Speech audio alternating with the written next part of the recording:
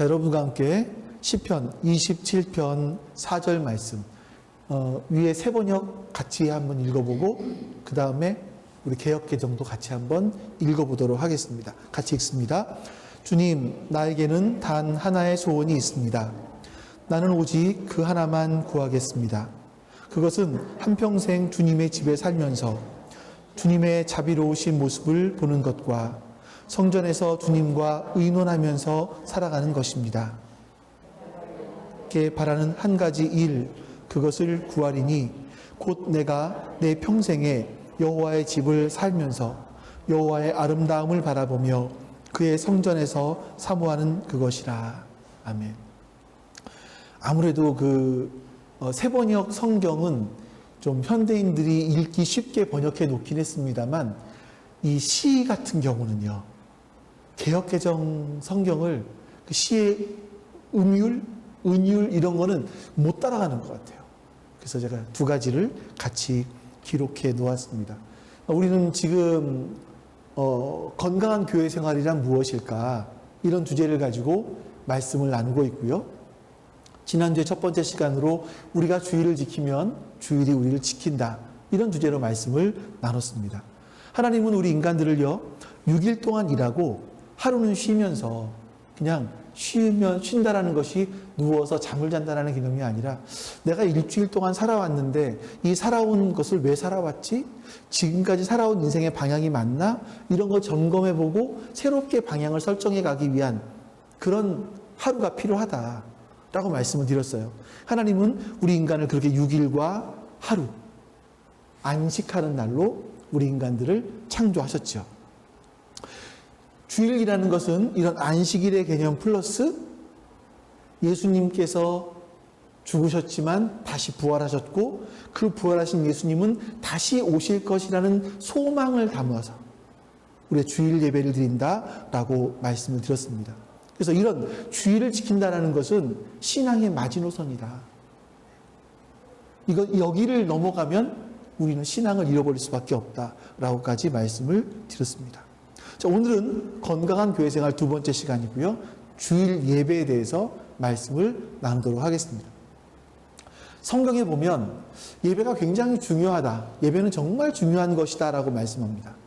하지만 여러분, 예배하면 떠오르는 이미지들이 있으실 거예요. 긍정적인 이미지보다 부정적인 이미지들이 좀 더 많습니다. 어떤 사람들은 예배하면 예배는 내 인생의 일주일의 클라이막스예요. 또 어떤 사람들은 예배는 내 인생에 가장 중요한 거예요 라고 말하기도 하지만 많은 경우를 보면 예배 지루해, 예배 졸려, 이런 생각들을 우리는 참 많이 합니다. 그래서 어떤 분들은 교회를 가면 가장 좀 일찍 가서 가장 먼저 찾는 곳이 기둥 뒤라고 해요. 기둥 뒤에, 목사와 좀 멀리 있는 잘 안 보이는 기둥 뒤에 가서 앉았을 때 가장 편안하고 거기서 진짜 안식을 누릴 수가 있다라고 얘기하는 분도 있습니다. 그만큼 예배라는 것은 지루한 거라고 생각하기 때문에 그럴 거예요. 근데 우리 교회 안타까운 것은 우리 교회는 기둥이 없다는 것. 저의 시선에서 벗어날 수 있는 곳은 없다는 것. 이런 이야기가 있습니다. 어느 40대에 40이 좀 넘은 아들이 어머니에게 나 진짜 엄마 나 오늘 교회 가기 싫어요. 교회 가기 싫은 이유 세 가지를 얘기할게요. 첫 번째, 교회만 가면 장로님들이 기도를 하는데 이 양반들이 준비를 하나도 안 해와요. 장황하게 횡설수설하면서 기도하는 거 정말 못 듣겠어요. 두 번째, 성가대가 연습도 제대로 안 해서 자꾸 삑사리가 나는데 그것만 들으면 귀에 거슬려요. 세 번째, 예배가 끝나고 서로 반가운 척하면서 인사를 하는데 사실은 반갑지도 않으면서 반가운 척하는 거 진짜 못 보겠어요. 나 그래서 교회 가기 싫어요. 이렇게 얘기를 했대요. 그러니까 어머니가 의연하게 이렇게 답을 했다고 하죠. 아들아, 네가 예배를 가야 되는 세 가지 이유를 얘기해 줄게. 첫 번째는 예배는 사람 보고 가는 거 아니야. 그러니까 장로님이 그래도 너는 가야 되는 거지. 두 번째, 찬송은 성가대가 부르는 게 아니야. 네가 부르는 거지. 세 번째, 네가 담임 목사잖아. 담임 목사가 교회 안 가면 어떻게 예배 드리겠어? 웃으실 줄 알았어요, 저는요. 네. 이렇게 답을 했답니다. 그러니까 이 말은 뭐냐면 때로는요, 목사에게도 예배는 참 어려운 거예요. 힘든 거죠. 그러니 목사가 예배가 힘들면 앉아 계신 분들 또한 얼마나 힘들겠어요. 그러니까 예배는 그만큼 힘들고 어려운 부분이 있을 수 있습니다. 이렇게 어떤 사람에게는 예배가 내 인생의 클라이막스다라고 말할 수 있는 사람이 있는가 하면, 어떤 사람에게는 예배가 졸음과의 싸움이어서, 어떤 한 사람은 인생의 클라이막스를 경험하기도 하고, 어떤 사람들은 예배를 통해 졸음과 싸우다가 뒷목이 뻣뻣해지는 걸 경험하기도 하고. 왜 이런 차이가 있을까? 이게 뭘까? 왜 예배는 지루하고 힘들까? 이걸 한번 생각해 봐야 될 것 같습니다. 사람들이 예배를 힘들어하는 이유는요, 근본적으로 자기중심적이기 때문에 그래요. 잘 생각해 보세요. 시스템이 문제야, 설교를 잘해 못해, 다 이게 평가가 뭡니까? 나 중심적인 거예요. 어떤 사람은 그런 시스템 속에서 은혜를 받고 하나님께 나오기도 하지만, 어떤 사람들은 시스템이 안 좋아. 어떤 사람들은 똑같은 목사의 설교를 듣고 은혜를 받는데, 어떤 사람들은 설교를 못한다고 평가를 해요. 이거는 어떤 그것의 문제가 아니라, 모든 것을 바라보는 때 자기 중심으로 보기 때문에 그렇죠. 사람들은요, 세상의 역사와 자기 인생의 모든 곳에서 자기가 중심이 되어 있습니다. 그래서 나라는 안경을 딱 쓰고 세상을 바라봐요. 그러다 보니까 때로는 내가 바라보는 것들이 왜곡되기도 하고, 때로는 오해도 많이 해요. 하지만 보이기는 하죠, 세상이. 근데 딱 한 가지 보지 못하는 게 있어요. 사람이 어떤 인생과 어떤 역사와 세상에 대해서 자기가 중심에 서 있으면요, 어느 정도는 세상을 이해해요. 자기의 어떤, 옛날에 우리 그러잖아요. 개똥철학이라고 그러잖아요. 개똥철학을 가지고 자기 나름대로 세상을 보고 이해를 해요. 왜곡될 수 있죠. 오늘도 오면서 서연이가 이런 얘기를 해요. 틱톡을 보는데, 아빠, 서연이 머리를 최 집사님이 굉장히 이쁘게 따줬어요. 아빠 어떻게 땄어? 틱톡 보고 한 거야? 하는 말이, 작년에 틱톡에 보니까 맨날 나오는 게 머리 따는 거였었어. 머리 짜매주는 거였었어. 이렇게 얘기를 하는 거예요. 머리 짜매주는 게 왜 나왔을까요? 틱톡에 오직 머리 짜매주는 것만 있어서 알고리즘이라 그러죠. 어떤 사람이 그거를 보기 시작하면 거기에 연관되어 있는 거를 얘네들이 그 AI가 쫙 끌어서 계속 보여주는 거니까. 네, 그렇죠. 그러니까 왜곡돼요. 사람들은 이렇게 왜곡되게 돼 있어요. 이것만이 전부인 것처럼 세상은 그렇게 우리를 만들어가죠. 근데 이렇게 우리가 왜곡되게 보기도 하지만 문제가 있어요. 한 가지. 하나님을 보지 못해요. 왜냐하면 하나님이 역사의 주인이시고 우리 인생의 중심이시고 나의 삶의 중심이시기 때문에 내가 중심에 서 있으면 하나님을 보지 못해요. 로마서 1장 12절 말씀에 이렇게 말씀합니다. 같이 한번 읽어보겠습니다. 사람들은 하나님을 알면서도 하나님으로 영화롭게 해드리거나 감사를 드리기는커녕 오히려 생각이 허망해져서 그들의 지각 없는 마음이 어두워졌습니다.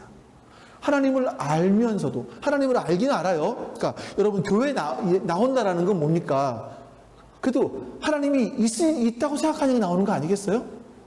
자, 그런데 알면서 하나님으로 영화롭게 해드리지 않는데요. 이 말은 뭐냐면 하나님을 내 인생의 어떤 액세서리처럼 여긴다라는 거예요. 하나님을 내 삶에서 어떤 필요한 것을 얻어낼 도구 정도. 그래서 필요하면 액세서리니까 필요하면 목에다 걸고 손에다 끼고 필요 없으면 빼놓고 이렇게 도구로 생각하는 거죠. 그래서 감사를 드리기는커녕 오히려 생각이 허망해져서 지각 없는 마음이 어두워졌다.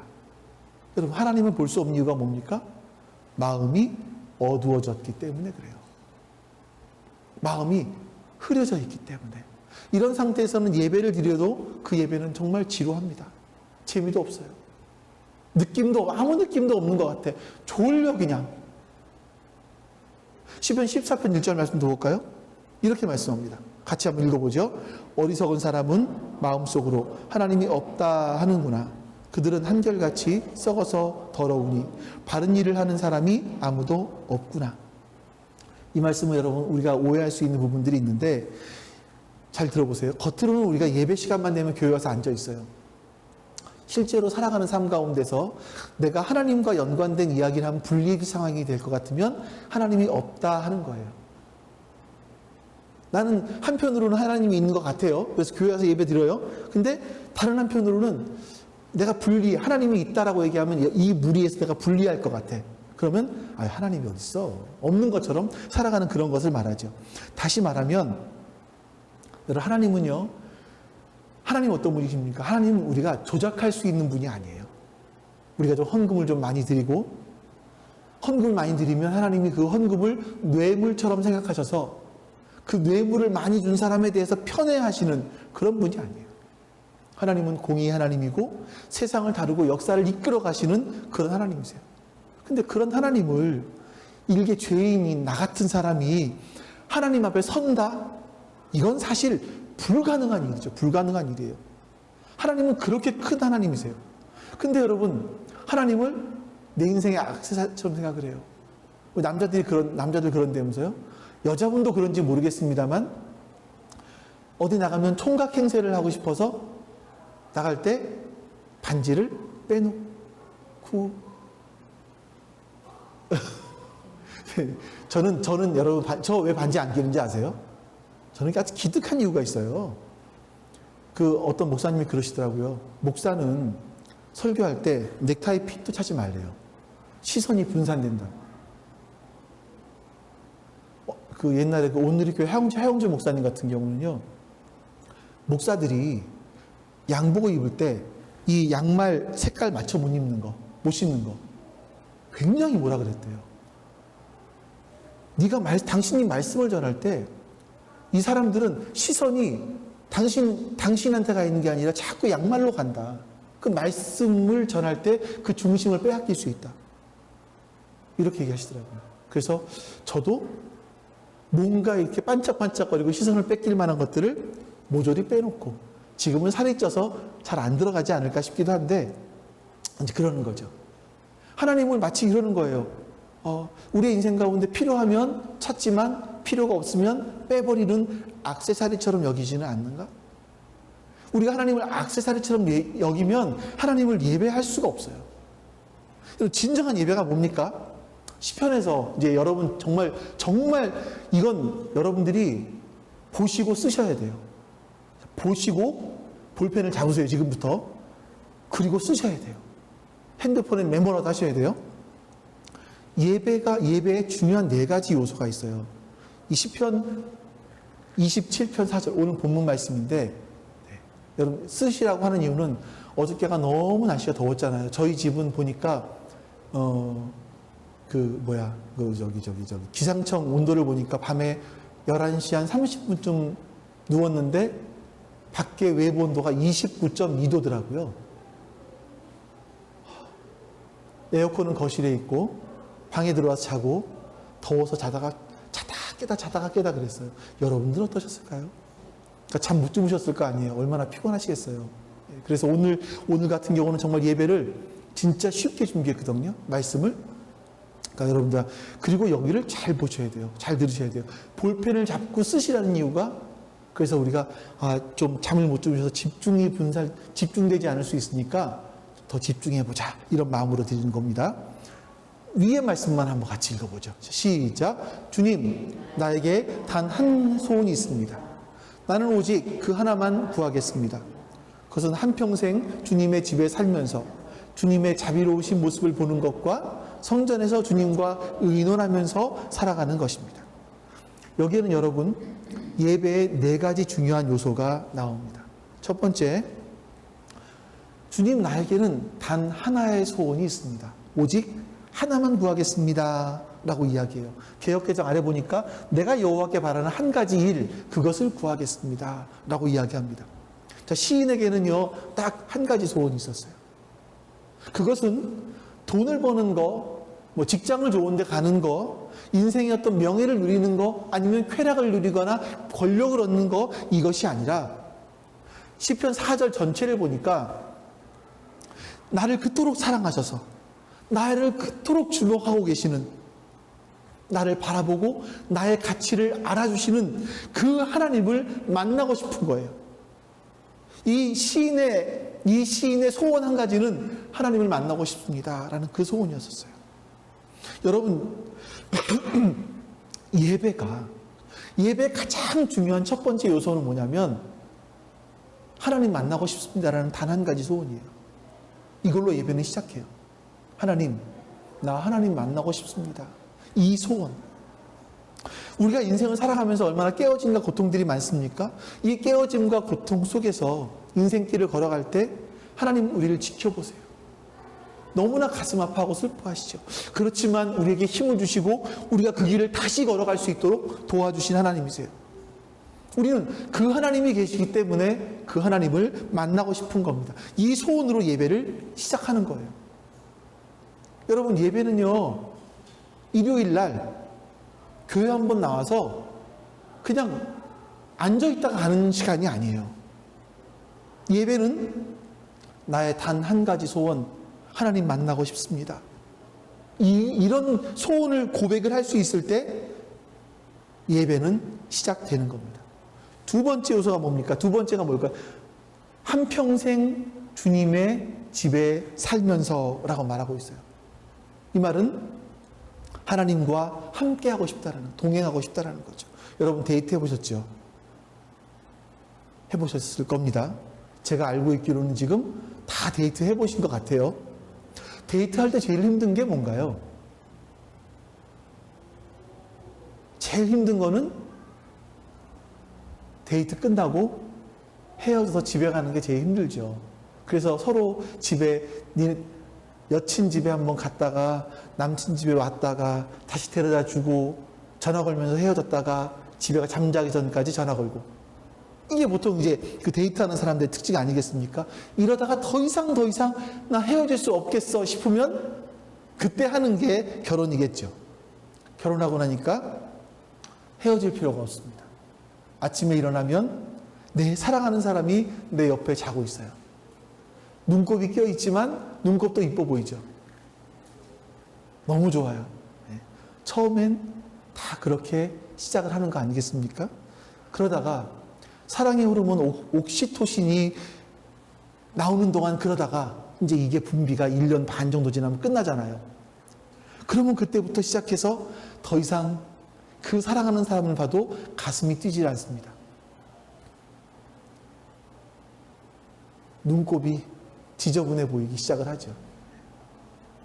여러분, 사랑이 없어진 게 아니에요.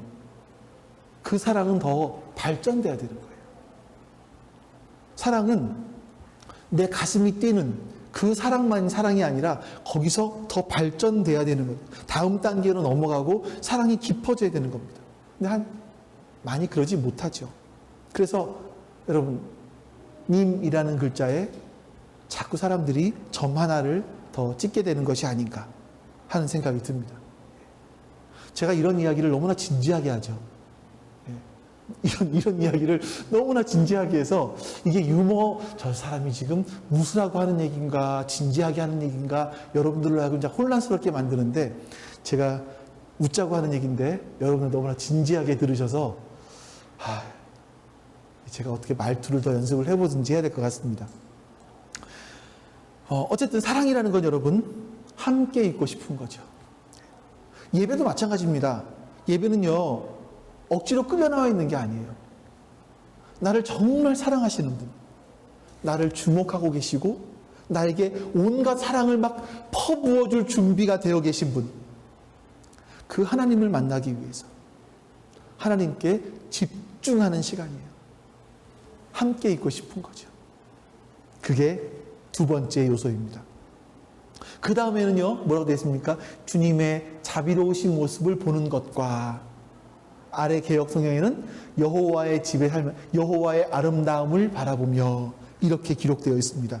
예배 세 번째 요소는요, 하나님의 자비로우심, 그 아름다우심을 바라보는 거예요. 바라보면서 감탄하고 감격하는 거죠.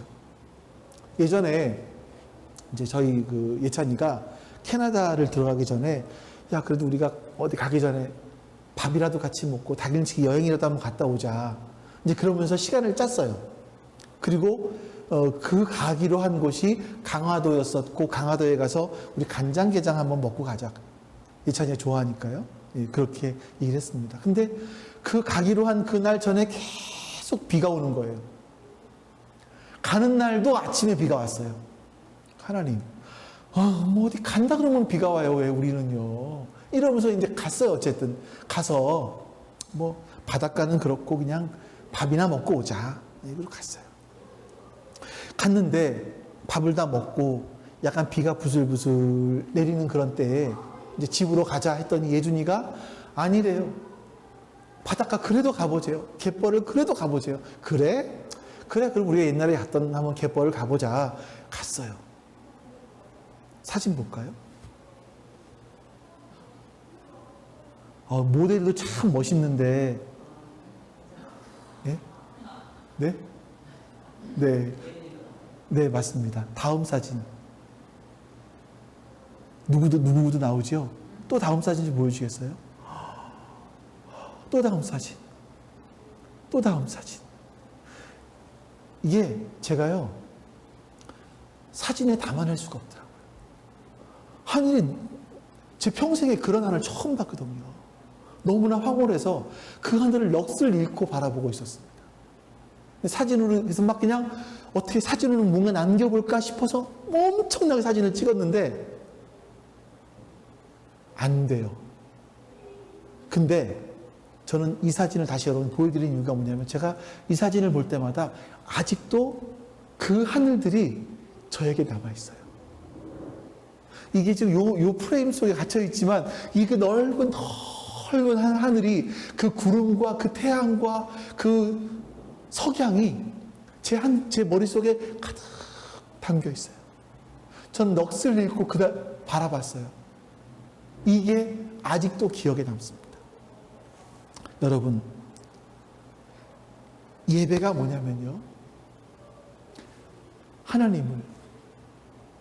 하나님이 그 하신 일들에 감탄해서 그 하나님을 넋을 놓고 바라보고 있는 것이 예배예요. 하나님이 나 같은 사람을 구원하셨어요. 내가 하나님을 먼저 사랑하지도 않았고 하나님을 먼저 알지도 않았는데 하나님이 나를 사랑해 주셨어요. 그 하나님이 인간이 되어서 이 땅에 오셔서 십자가에 죽으셨대요. 나 구원하기 위해서, 우리 구원하기 위해서. 그 사랑을 생각하면서 그 감격하고, 그래서 하나님께 집중하는 시간이 예배예요.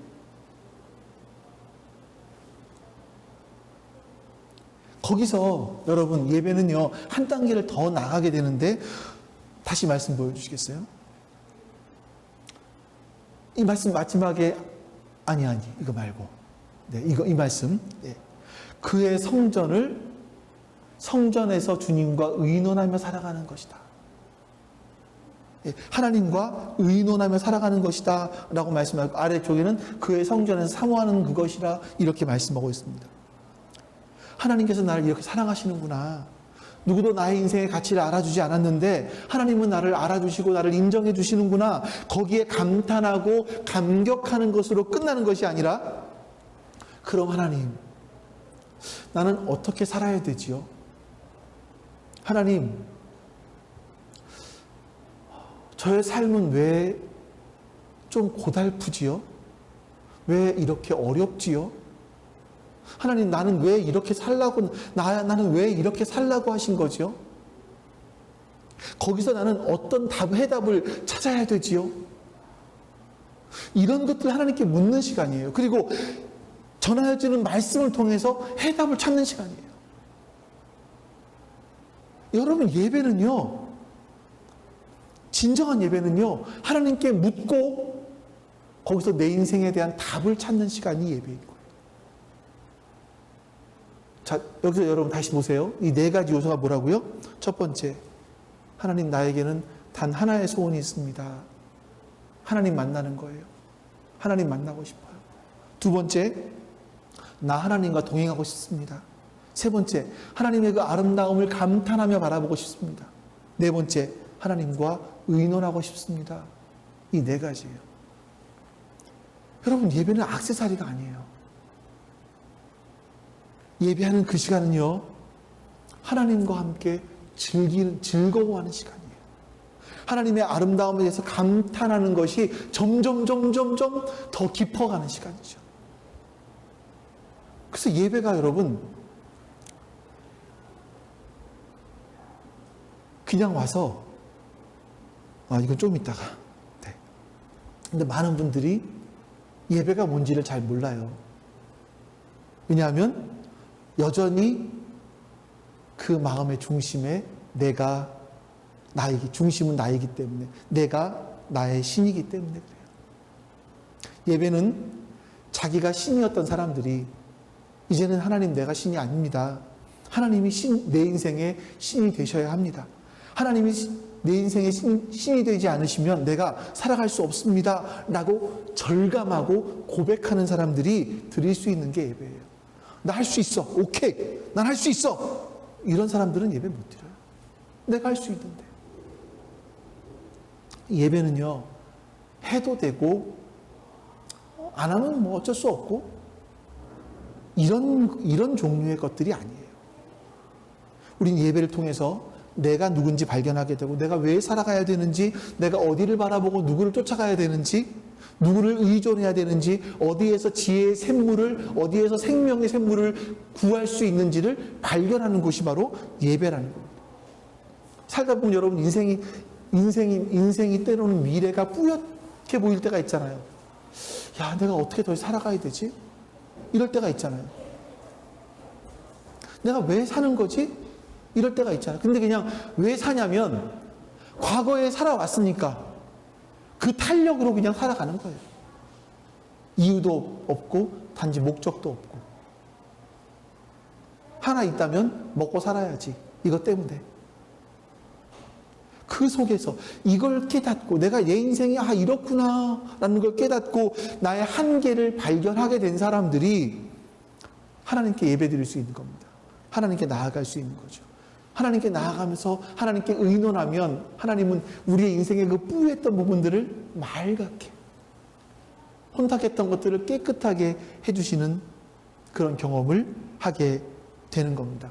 그 시편 기자가 시편 42편 2절 5절에 내 영혼아 네가 어찌하여 낭망하느냐, 어찌하여 네 속에서 불안해하느냐, 너는 하나님께 소망을 두라. 그가 나타나 도우심으로 말미암아 네가 여전히 찬송하게 될 거다.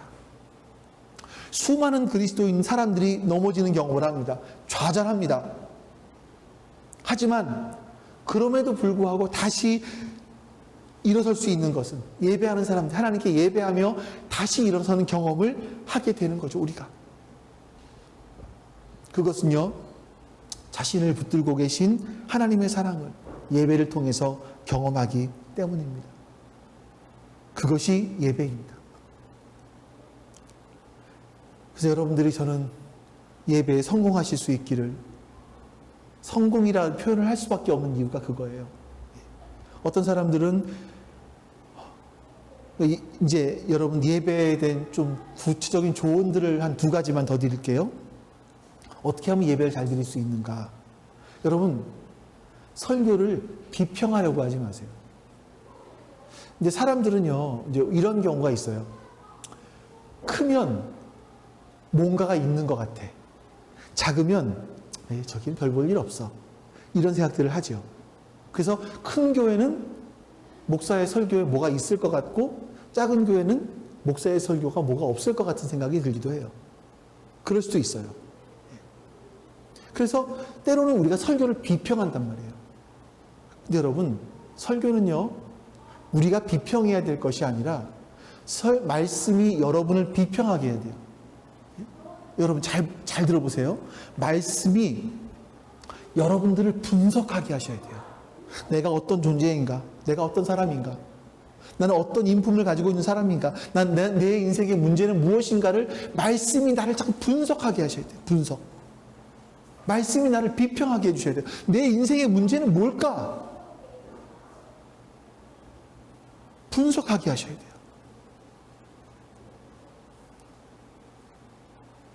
어떤 사람은요, 예배를 1년에 52주 다 참석을 해요. 근데 안 변해요. 왜 안 변할까요? 예배를 감상해서 그래요. 감상. 나한테 하시는 말씀으로 내가 그 말씀을 붙잡지 않아요. 여러분 영화 보신 적 있어요? 혹시 어떤 영화를 제일 좋아해요? 어떤 장르? 아니면 재미있게 본 영화? 없어요? 별로 영화를 우리가 그럼 저희 집안이 좀 그래요. 이렇게 영화를요 막 그렇게 즐겨 보진 않아요. 저 같은 경우는 보는 영화들이 이제 보고 싶어 한다면 마블 시리즈 또 뭐죠? 어벤져스 시리즈? 그런 거 좋아하거든요. 거기서 어떤 감동을 받겠어요. 그냥 한번 즐기고 마는 거지. 사람들이 영화를 보고 감동을 받아요.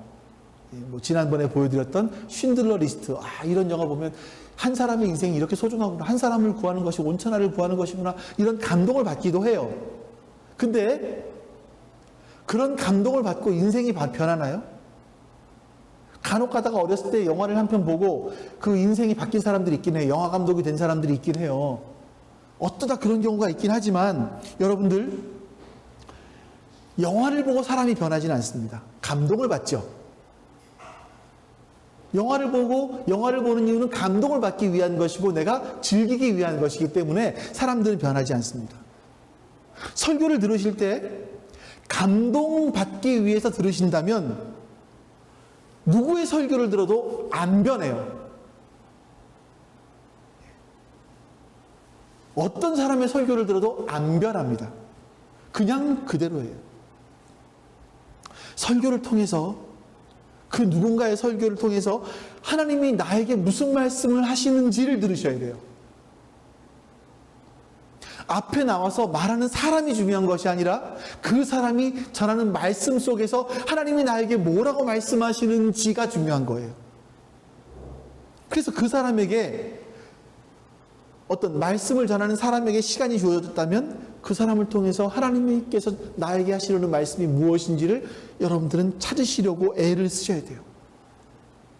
여러분들이 하나님이 살아계신다고 믿으신다면 지금도 하나님께서 하나님의 일꾼들을 통해서 말씀을 통해서 나에게 어떤 메시지를 주고 계신다고 믿으신다면 여러분들은 말씀을 들으려고 하십시오. 하나님은 지금도 말씀하십니다. 1년에 52주 동안 말씀을 들으면서 매주 하나씩 내가 이 부분을 붙잡아야겠다. 아, 이 말씀은 좀 붙잡고 살아야겠다 라고 생각하는 사람과 예배 끝나고 나서 오늘 그냥 괜찮았네, 뭐 재밌었네, 그러고 그냥 돌아가는 사람과 1년이 지난 후에 인생이 똑같을까요? 같을 수 없습니다. 다르죠. 우리 마지막 예배에 여러분 우리가 마음으로 드리는 예배가 있잖아요. 왜 여러분 그 시간이 있는 줄 아십니까?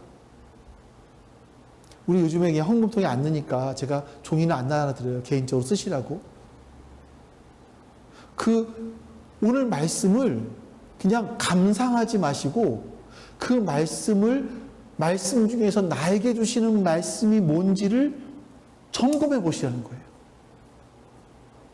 나에게 주시는 말씀이 뭔지를 점검해 보시고 기록해 보시라는 거죠. 그리고 그 말씀을 붙잡고 기도해 보시라는 거예요. 그걸 통해서 우리의 삶이 변화돼 보자. 이런 취지인 거죠. 또 한 가지 여러분들 예배를 잘 드리기 위해서는요. 훈련이 필요합니다. 여러분 세상에서 훈련 안 하고 제대로 되는 일이 있습니까? 우리가 너무나 당연하게 하고 있는 대소변을 보는 이런 생리현상까지도 우리는 사실 훈련을 통해 배웠어요. 어릴 때 치열한 훈련을 통해서 때로는 부모님께 맞아가면서 우리는 배워온 거 아니겠습니까? 여러분 예배는요 인간이 영적인 존재로서 드릴 수 있는 가장 심오한 거거든요. 근데 일주일에 한 번 여러분들이 교회 와서 그냥 앉아있다. 이걸로 예배가 드려질까요? 그것도 좀 피곤하면 하나님 직접 만나기도 하고 이러면서 예배가 드려질까요?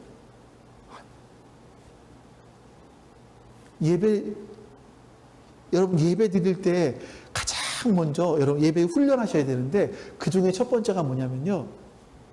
찬송이에요. 찬송은 하나님께 예배 드릴 수 있는 가장 쉬운 방법인 것 같아요. 그냥 경험상으로 봤을 때. 왜냐하면 노래라는 곳에는 지정의가 다 들어있어요. 노래는 지식적인 내용도 들어있고요.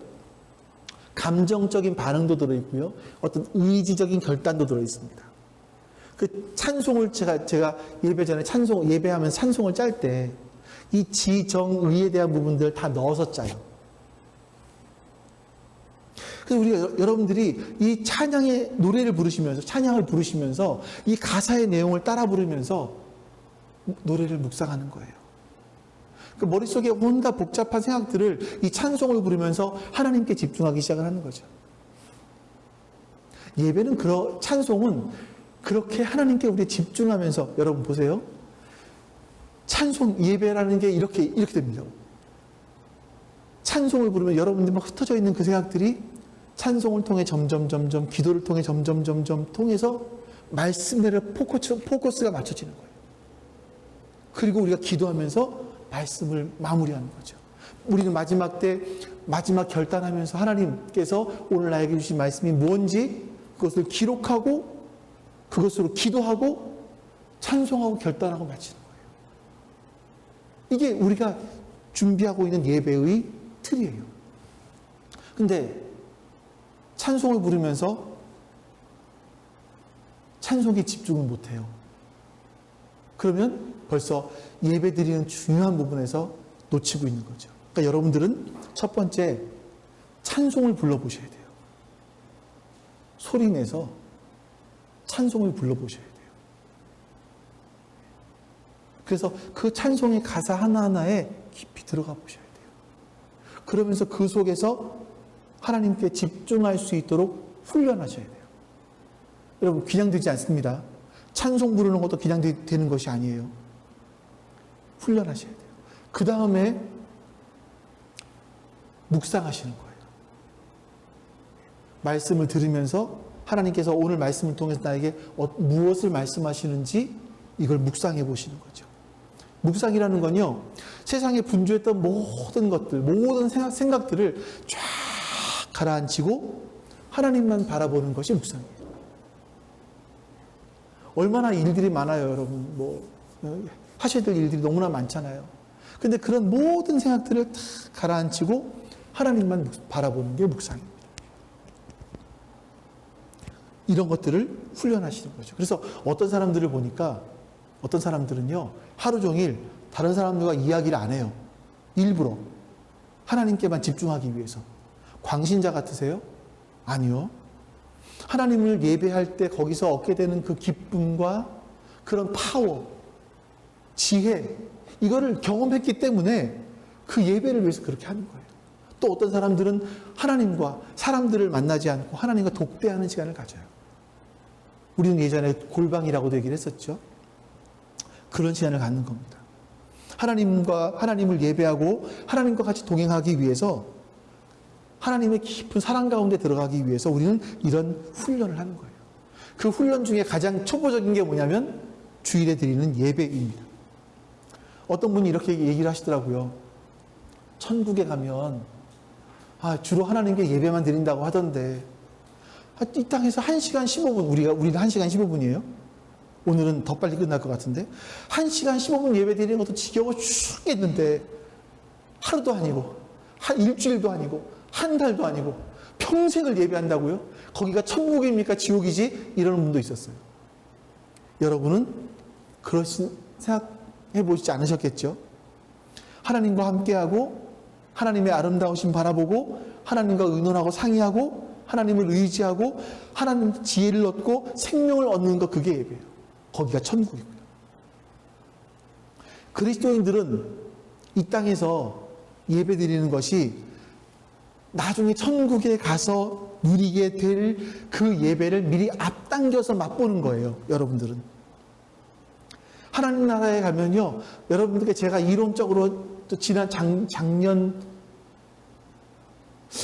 말이었던 말이었죠. 예배가 뭔지 한번 또 예배 설교한 적이 있었는데, 그렇게 이론적으로 여러분들께 말씀드린 그 예배를 실제로 하나님 나라 가면 100% 드릴 거예요.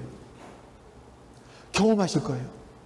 그때 여기 계신 여러분들이 하나님 나라 갔을 때 문화 충격을 받지 않으시기 원해요. 처음 보는 것처럼, 예배가 이런 거야? 처음 보는 것처럼, 너무나 생뚱맞은 것처럼 그렇게 되지 않으시길 바라요. 그러기 위해서 여러분들은 이 땅에서 진짜 예배를 미리미리 경험해 보셨으면 좋겠습니다. 우리가 하나님 나라 갔을 때, 내가 이 땅에 살면서 해보던 게 저런 것들인데, 이게 원래 이런 거였구나. 진짜 예배는 이런 거구나.